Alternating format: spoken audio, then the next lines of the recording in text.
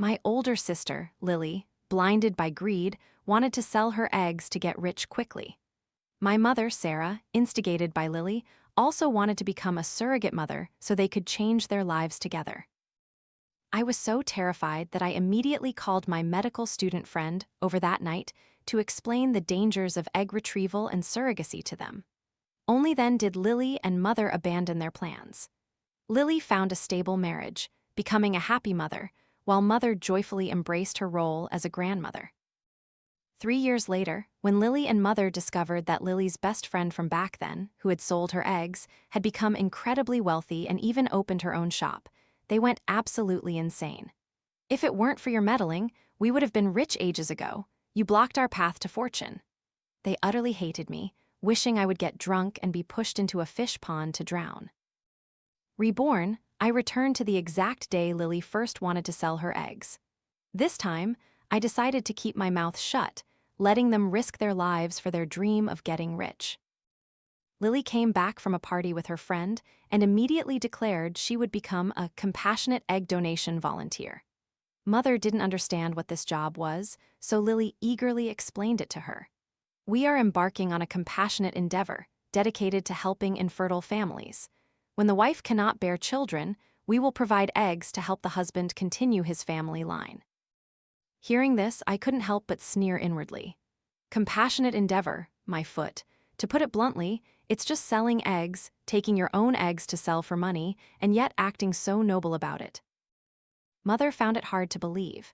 Who would just donate their eggs for others to use? She worried that casual egg retrieval could harm her body. Lily scoffed. "What does Mother know? Women produce 300 to 400 eggs in their lifetime. Taking a few dozen not only isn't harmful but can even improve egg quality. Plus, each retrieval pays extremely well, at least 40 or 50 million. If you have good conditions, it could be hundreds of millions." Hearing such a lucrative sum, Mother's heart was stirred. "Lily, this job pays so well, you too take me with you." Lily looked her up and down, pursed her lips, and shook her head. She believed Mother's age, appearance, and education didn't meet the standards, and clients wouldn't even consider her eggs. But then, Lily changed her tone. "Mom, you're so good at giving birth, I think you could be a surrogate mother. Delivering one baby could earn you at least 300 million. Besides Vivian and Lily, Mother had also given birth to a son before. But sadly, he was sent to live with his paternal grandmother and unfortunately passed away from pneumonia. "Lily, do you think I'd be a good surrogate mother? What if others find out and gossip?" After saying this, Mother looked at me. I froze, inevitably recalling my previous life. Back then, Mother had asked for my opinion in the same way. I had immediately rejected their ideas. First, because surrogacy was illegal, and second, because both surrogacy and selling eggs were harmful, not beneficial, to women. To convince them, I called my medical student friend over that very night. When they heard that indiscriminate egg retrieval could lead to infertility, and surrogacy could involve difficulties during childbirth and even death, Lily and Mother were terrified. Lily even blocked contact with the close friends who had encouraged her to sell her eggs, obediently following Mother's arrangements to go on blind dates and get married. Within 3 years, Lily gave birth to a boy and a girl. Her in-laws and husband treated her very well. My mother, meanwhile, was completely absorbed in the joy of being a grandmother, constantly praising her good grandchildren. Until one day, by chance, Lily discovered that her old best friend, after selling her eggs, had become incredibly rich. She wasn't just dressed in luxury, adorned with gold and silver, but had even opened her own shop and become a proprietress. Unlike Lily, who had long since become a full-time stay-at-home mom, not only losing her perfect figure, but also constantly busy with her children, her clothes always stained with either milk or grease. Lily went absolutely ballistic. She came home, grabbed me, and beat me. She pulled out clumps of my hair, the pain so intense I couldn't speak. Mother, however, scolded me, saying I deserved it, that I should have let them vent their anger. She even said that if it weren't for my meddling, they would definitely be among those wealthy people.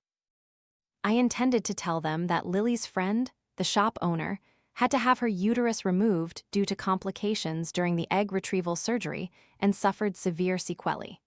But before I could utter a word, they got me drunk and pushed me into a fish pond to drown. Remembering the agony before my death, I curled my lips into a cold smile. Mother, Lily is much more educated than I am. If she suggests something, it must be right. Lily smirked triumphantly, embracing Mother in premature celebration. Mom, just wait. I'll change your life and we'll live in luxury together. This time, I was also eagerly anticipating it. Without my intervention, would they soar to the heavens or plummet into an abyss? Lily dragged Mother along and quickly registered at a surrogacy clinic. Because it was a paid service, the clinic's screening process was very strict. Lily wanted to sell her eggs, so she first had to undergo a comprehensive health checkup. After her period ended, she entered the egg stimulation phase. She had to stay at the clinic, receiving daily injections in her buttocks and abdomen. Even regular health checkups weren't as exhausting. They didn't just take over 20 tubes of her blood, they poked and prodded her until her whole body was sore. Mother was even more miserable. At her age, she had to undergo a pelvic exam in front of so many staff members. She was utterly mortified.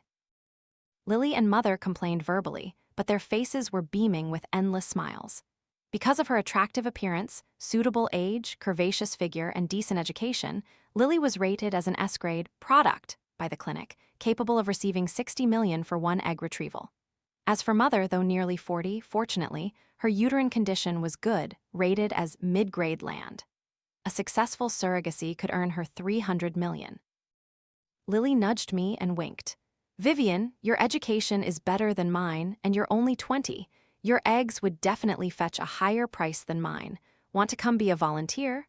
I looked at the numerous needle marks all over her arm, and the hair on my skin stood on end.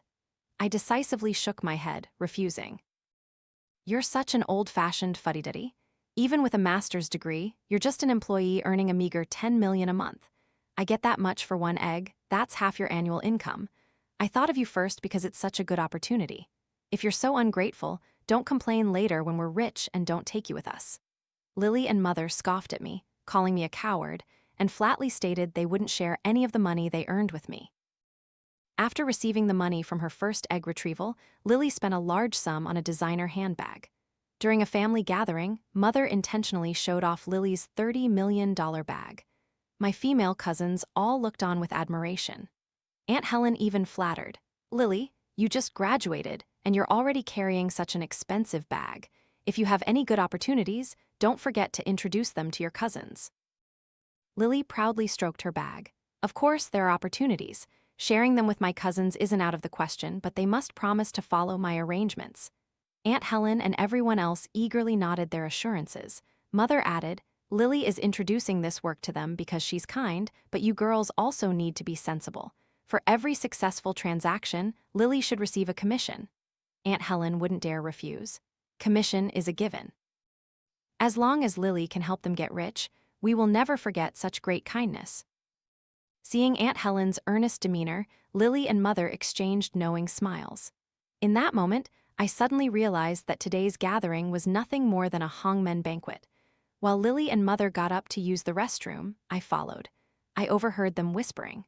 I told you, Aunt Helen and her foolish daughters are so easy to trick. How can just the two of us make money as fast as many people working together? Lily, you're so smart. When we introduce your 3 cousins, we'll give them $10 million for each egg retrieval, and the remaining $40 to $50 million is all ours. Not just the cousins, Aunt Helen can also be a surrogate mother like you, Mom. We'll take a $100 million commission for one pregnancy, leaving her with $150 million. She has to do so many odd jobs to earn that much, she'll definitely be happy to agree. So, they were hatching this wicked scheme. They thought earning money from their own egg retrievals and surrogacy wasn't fast enough. They wanted to become intermediaries and pocket the lion's share. I curled my lip in disgust. Back in the room, Aunt Helen's family remained oblivious, still gushing with gratitude towards Lily. Aunt Helen, a woman of hardship, had married and quickly given birth to 3 daughters. Her in-laws, displeased that she couldn't bear a son, drove her and her 3 daughters out of the house. She worked 4 jobs a day just to raise her 3 girls. Though the 3 cousins didn't attend university, they were all kind and honest. I couldn't stand by and watch Lily push them into a pit of fire. Seeing this, I immediately told Aunt Helen that Lily's path to wealth was unclean. I didn't explicitly mention the surrogacy clinic, but instead said that Lily was a mistress, a sugar baby for a rich man. Aunt Helen and the others didn't understand the dangers of surrogacy and could easily be swayed by Lily, but no ordinary woman could tolerate being a mistress or a sugar baby. Aunt Helen's face immediately contorted with rage when she understood. Disgusting. I thought your sister was well educated. How could she do such an immoral thing? And your mother colluding with her to deceive us. Just as she was speaking, Lily and Mother happily opened the door and walked in, inviting Aunt Helen to their home to discuss business. Aunt Helen gritted her teeth, strode forward, and slapped Lily twice. Go earn your filthy money yourselves. We refuse to be your accomplices. The three cousins simultaneously spat on Mother's shoes. From now on, we have no aunt like you, and no dirty relative like Lily Lee. To Lily and Mother's stunned gazes, Aunt Helen's family of 4 proudly walked away. A few minutes later, they finally reacted, glaring at me. Vivian Lee, did you say something nonsense to Aunt Helen? You deliberately ruined our business. Why did I give birth to such an idiot like you? The money was practically in our hands, and you scared it away. You'll pay for this loss, won't you? Lily and Mother angrily grabbed my shirt, as if they would tear me apart if I didn't explain myself. I chuckled, telling them to calm down. I sent Aunt Helen away for your own good. That surrogacy clinic business is illegal. The fewer people involved, the better. If it's exposed, you might not get any money and could even end up in jail. My mother looked at Lily suspiciously. Is this illegal, so we won't get caught doing this? Lily frowned impatiently. It won't come to that, Mom. What are you panicking about? Who in our family would intentionally mess with money or expose this? You're letting others sell their eggs and be surrogates while you take the lion's share of the commission. Do you really think they're fools? If our cousins found out the truth, can you two guarantee they wouldn't cause a scene? Hearing this, Lily fell silent. How could she guarantee that this dirty money-making scheme wouldn't be exposed? Seeing her reaction, Mother fearfully patted her chest. Vivian truly thinks things through carefully. If a scene were made, it would only harm us, not benefit us. Let's not involve anyone else from now on. Lily was still a bit displeased. Vivian Lee, couldn't you find a better excuse? Now everyone thinks I'm a mistress, my reputation is ruined. How will I ever find a partner now? I chuckled, explaining, it was an emergency, Lily. That was the only thing I could think of at the moment. Besides, once you're rich, it won't be others choosing you, you'll be choosing young pilots. Flattered by my words, Lily laughed, no longer dwelling on being falsely accused of being a mistress. To earn more money, she chose to undergo egg retrieval every 2 months. After several retrievals, Lily's body began to show symptoms like occasional dizziness, nausea, and abdominal pain. The clinic staff told me egg retrieval wasn't harmful to the body, but why do I feel so uncomfortable now? Are they lying to me? At this time, Mother had already had a rich family's twin embryos implanted in her. She had begun to experience morning sickness, a common symptom of early pregnancy. Hearing this, Mother comforted Lily. My dear, this is just pseudo-morning sickness. You've seen me so sick and uncomfortable that you're unconsciously mimicking it. When I was pregnant with you, your father was exactly the same, sometimes even worse than me. I chimed in. Yes, Lily, it's probably just like Mom said. Don't scare yourself. Lily dismissed her doubts and prepared for her next egg retrieval. But this time, I proactively offered to go with her. The reason was that seeing them buy designer bags, gold, and silver jewelry had slightly tempted me. At this opportunity for quick money, Lily curled her lips into a smile, secretly overjoyed. No problem, we're family. Of course, we'll earn money together, but even sisters need clear accounting. I'm providing you this opportunity, so each time you'll have to give me 10 million back. I happily agreed. Only 10 million? I'm willing to give it, but we'll see if she lives long enough to collect it. On the day of egg retrieval, the surrogacy clinic arranged a special vehicle to pick up and drop off the egg donors. The driver used a black cloth to blindfold the egg donors to prevent them from remembering the route and revealing the clinic's location. Seeing the driver frown at me, Lily chuckled and explained, Mr. Kwan, this is my younger sister. She wants to be a volunteer too. Ah, a referral from a familiar face is fine. Old rules apply, blindfold her. Lily blindfolded me, while Mr. Kwan took my hand and led the way. As we walked, he continuously squeezed my palm, a suggestive, harassing gesture. Disgusted, I yanked my hand away, lost my balance, and stumbled into the wheel of the car. What's wrong? Lily, unable to see, cried out in alarm. Mr. Kwan stammered, Isn't it your sister's fault? She was wearing platform shoes and twisted her ankle, causing her to fall. I suppressed my anger and didn't argue, telling myself it was for the greater good. Nothing else happened on the way. The car drove for about half an hour until we arrived. When the blindfold was removed, an almost abandoned commercial building stood before us. The surrogacy clinic was located deep inside, masquerading as a biopharmaceutical company. But in reality, it was conducting illegal transactions involving women's bodies. Lily, familiar with the way, led me through the door. This clinic had over 10 rooms and only 5 or 6 staff members, yet the hallway was lined with a long queue of women, all there to sell eggs or act as surrogate mothers. The person in charge boasted to me, "We're a legitimate company, been in this business for over 10 years. Many women who have worked with us have gotten rich, bought houses, cars, and become their own bosses. Little sister, you're beautiful and in excellent condition. If you donate eggs, clients will definitely be lining up to snatch them up. Money will flow into your hands like water." I just smiled and didn't immediately agree. Lily nudged me, telling me not to look around, warning me not to miss this huge opportunity to get rich. I feigned fear. "I heard egg retrieval is very painful. I'm a little worried." Lily thumped her chest, assuring me that the pain was like a mosquito bite. To prove she wasn't lying, she even invited me to watch her egg retrieval process. Before the egg retrieval, Lily had to go to the restroom to urinate. When she handed me her bag to hold, a small pouch fell out from the side. The packaging read, "Pain Relief Suppository." I immediately realized these were anesthetic suppositories that egg donors had to insert vaginally during egg retrieval surgery. It was because of these pain-relieving suppositories that Lily confidently claimed the surgery was almost painless. So, without this, I wondered if Lily could endure it. Having eggs crudely extracted from the body, just thinking about that pain thrilled me. I decisively threw the suppositories into the toilet and flushed. At this moment, Lily finished in the restroom and held out her hand for her bag. After searching for a while, she muttered, "Where could they be? I distinctly remember putting them in my bag." I knew what she was looking for. To prevent her from getting suspicious, I quickly urged, "Lily, I think someone out there is calling your name." Because there were many people queuing for surgery at the clinic, and the surgery itself was quite lengthy, each egg donor had a queue number. If they missed their turn, they would have to wait another month.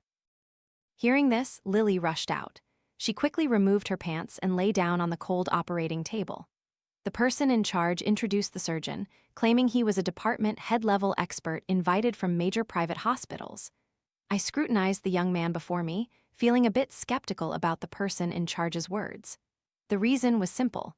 This egg retrieval specialist looked like a fresh graduate intern, not at all like an experienced department head.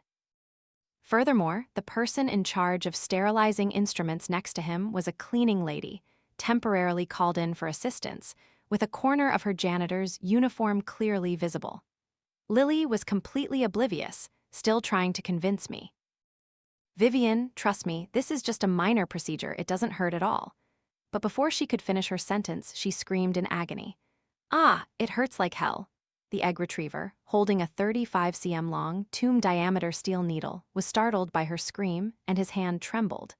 On the ultrasound screen, the needle didn't follow the intended path but plunged straight through layers of tissue, piercing the ovarian position. Lily was in so much pain that her nose ran and her entire body trembled. The egg retriever shouted loudly, "Don't move. If you damage your ovaries, there'll be no regretting it later." The person in charge stepped forward, roughly pushing Lily's shoulders down. "Didn't we give you anesthetics? Are you crazy not to use them? You started this, now you'll have to see it through. If you want to show off, you'll have to endure the pain." He took out a large, torn piece of cloth, forced Lily's mouth open, and stuffed it in. Lily shook her head, pleading, her mouth uttering muffled sounds, seemingly saying she didn't want the egg retrieval anymore, that she wouldn't take the money this time. But the needle had already reached the fertile, treasure-filled land. How could he bear to leave without taking these precious treasures? Under the suppression of the two men, Lily convulsed violently, 20 eggs being extracted from her. The surgical procedure lasted 30 minutes, entirely without anesthetic support. Lily screamed herself hoarse and then fainted. The other girls in the hallway, hearing her agonizing screams, huddled together, trembling. The more timid ones simply threw away their queue numbers and left. The person in charge, furious that Lily had scared away several quality egg donors, immediately deducted $20 million from her fee. Lily, pale and with her eyes tightly shut, was trembling as I carried her home on my back. My mother, eating an orange, was startled by Lily's appearance. "Lily, what happened to you? Why are you drenched in cold sweat?" Lily trembled, clutching her arm, unconsciously moaning about the pain and cold. Mother quickly ordered me to draw a bath for Lily to warm up. But even in the warm water, Lily's body still ached and trembled, and streaks of blood slowly flowed from her lower body. Mother pulled me aside and asked about what happened that afternoon. I recounted how Lily had forgotten to insert the anesthetic suppositories. Mother angrily smacked her forehead. "You idiot! Undergoing surgery without anesthetic, aren't you asking for death? The bleeding is definitely because you moved around too much and tore something. Just because of your carelessness this time, you lost 20 million for nothing. You're making me furious." Mother asked me if the egg retriever had given any instructions. I shook my head, saying he only told Lily to rest for at least 3 months, nothing more. Mother, reassured, took a bottle of feminine wash and helped Lily clean herself. After the bath, she let Lily lie down on the bed to rest, never once mentioning going to the hospital for a checkup or treatment. Since she didn't mention it, I happily played dumb. But that evening, Lily developed a high fever. Mother, being pregnant, dared not get close to her. She stood a meter away, instructing me to wipe Lily down with alcohol, reminding me to give her fever reducers, make her drink plenty of hot water, and change her clothes frequently when she sweated. Mother is carrying twins, so I can only rest and can't do heavy work. "Vivian, you must take good care of your sister. Take good care of her, and when the time comes, I'll tell Lily to pay you for your efforts." My mother arrogantly finished giving orders, then slowly supported her belly and went back to her room to rest. She was an older pregnant woman carrying twins. The clinic staff had advised her to minimize activity and rest in bed more often. My mother pointed to the dragon and phoenix twins in her womb, which could bring her immense wealth. Of course, she treated the clinic's words as sacred edicts, spending all day either sleeping in bed or lying on the sofa, waiting for someone to bring her tea, pour water, and spoon-feed her meals.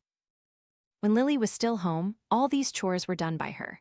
Now that Lily was sick, Mother wanted to dust her hands off and push all the heavy work onto me, but I wouldn't be that foolish. I would no longer meekly care for the 2 people who had caused my death in my previous life.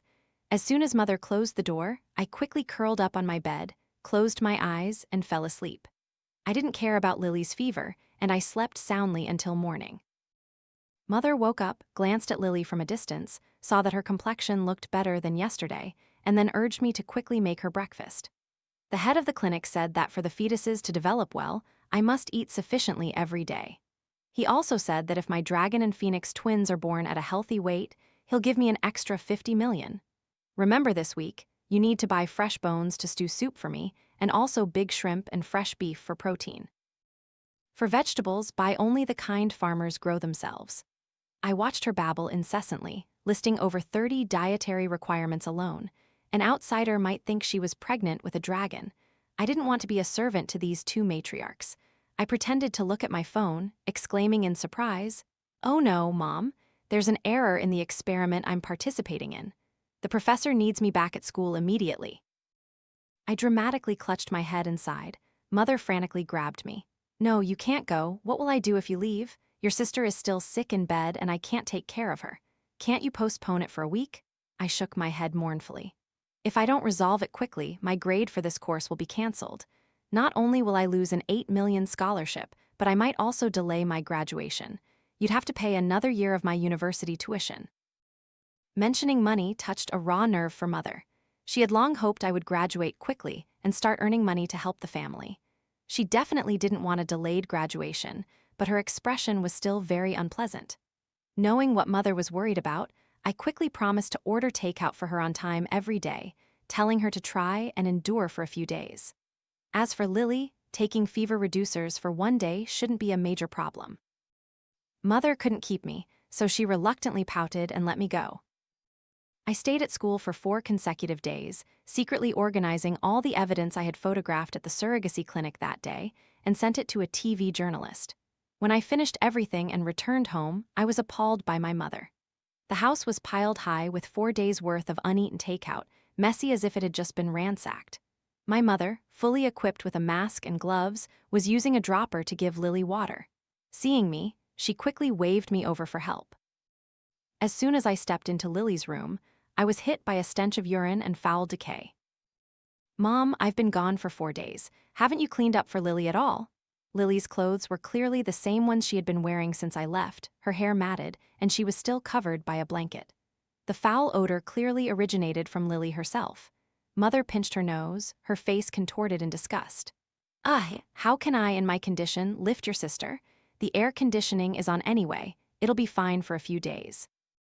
Lily was awakened by our conversation. She opened her mouth to speak, but her voice was so hoarse that I couldn't understand her. "What are you saying?" I leaned closer to her mouth. Lily only repeated 2 words: "Hospital, hospital."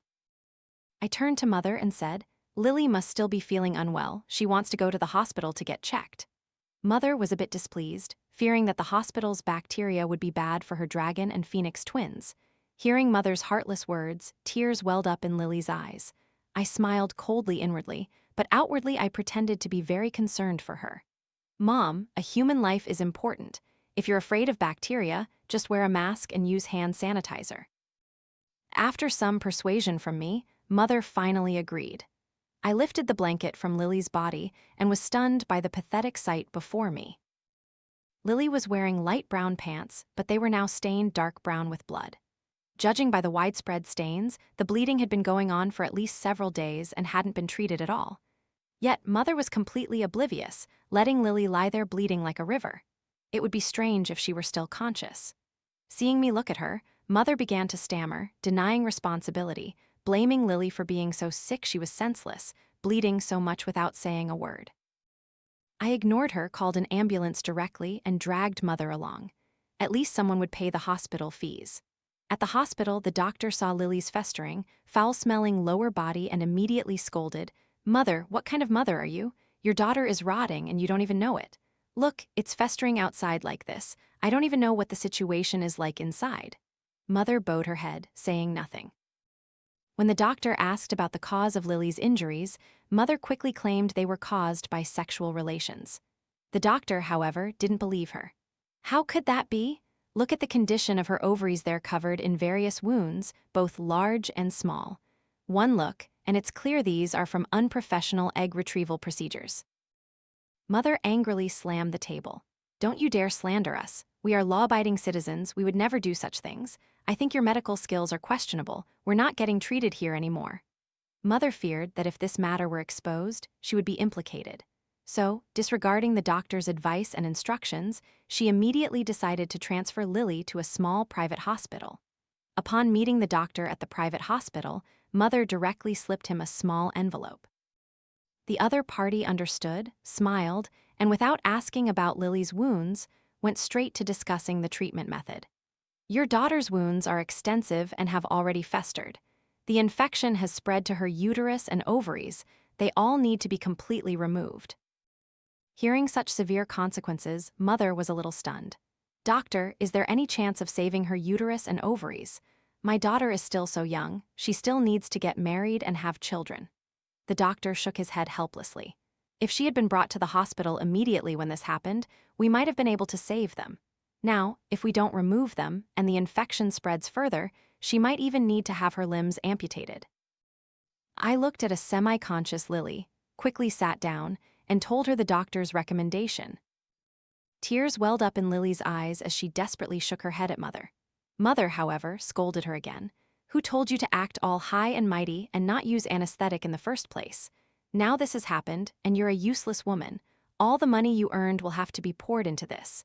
If you don't have it removed, are you planning to be crippled for life and be a burden to me until I die?" Mother didn't say another word, signing the surgical consent form. Lily was pushed into the operating room by the doctors and nurses. As she went, an indescribable hatred flickered in her eyes. Mother sat in the hospital hallway, completely restless. "No, this matter cannot be left like this. I must find the person in charge of that clinic and demand justice. If he doesn't compensate your sister with a large sum of money, I'll turn his world upside down." Mother felt Lily's life was ruined. No one would marry an incomplete woman. She planned to take Lily's medical records to the clinic in a few days to settle accounts. But just as her intention was brewing, a massive bomb dropped on the clinic. Their illegal surrogacy operation had been secretly investigated by a local journalist and became a major news story. When I informed Mother, she hastily took a taxi to the clinic's premises, but the place had already been sealed off. The place was empty. The person in charge and related staff had been taken away by the police for investigation. Mother returned empty-handed, clutching her belly, and finally exploded in the hospital room. "It's all your fault, you ungrateful girl. If you hadn't instigated me to become a surrogate mother, I would still be leisurely dancing in the square and playing cards occasionally every day. Now they've run off, what am I going to do with these two burdens in my belly?" Mother was now over 5 months pregnant, and because it was twins, her belly was larger than a normal pregnant woman's, and naturally, she struggled more. To ensure a good pregnancy, she had already spent nearly $20 million of her own money. The original plan was to wait until 6 months and then find the clinic's manager to reimburse these expenses. Now that the clinic was in trouble, her dream of getting rich had vanished into thin air, and even her retirement savings were gone. At this point, if the 2 children in her womb were born, she couldn't raise them.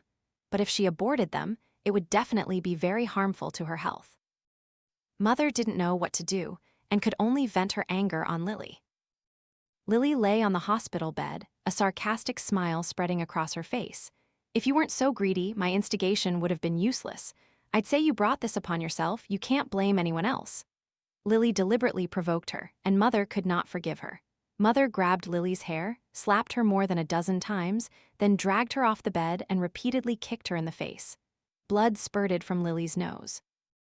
I pretended to be frightened by them, screaming loudly but making no move to intervene.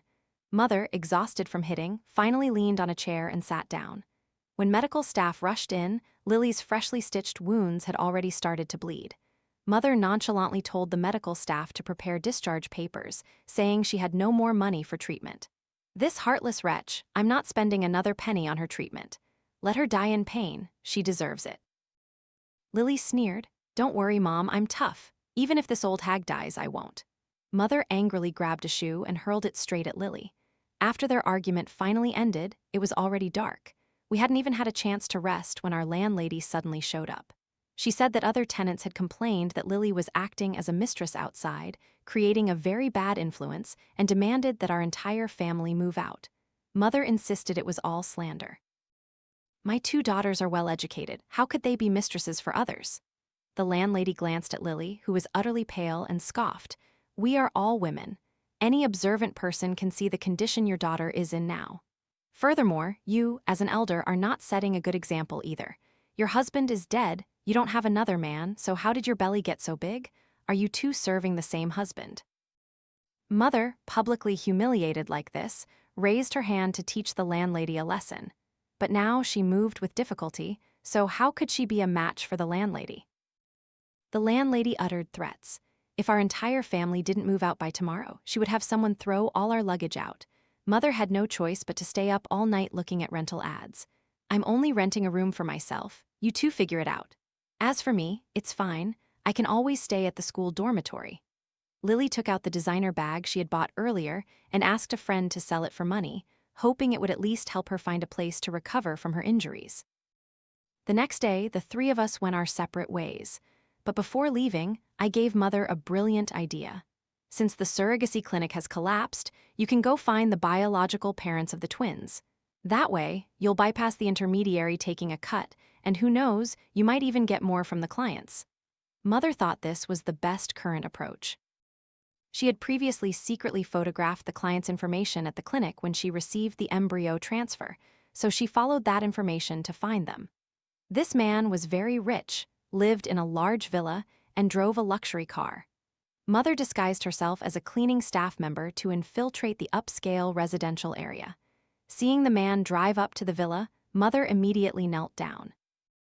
"Mr. Evans, I am the surrogate mother for your twins. The surrogacy agency has now fled. I had no other choice but to come to you. You must take responsibility for these children."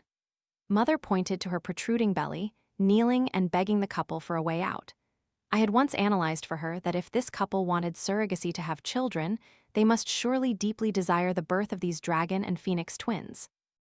Seeing my mother come directly to their door, who knows, They might welcome her into their villa and take good care of her. My mother looked at Mr. Evans with hope-filled eyes, but Mr. Evans frantically explained to his wife, "This woman is crazy. I don't know her at all, nor do I know anything about twins." Mr. Evans' wife narrowed her eyes and smiled.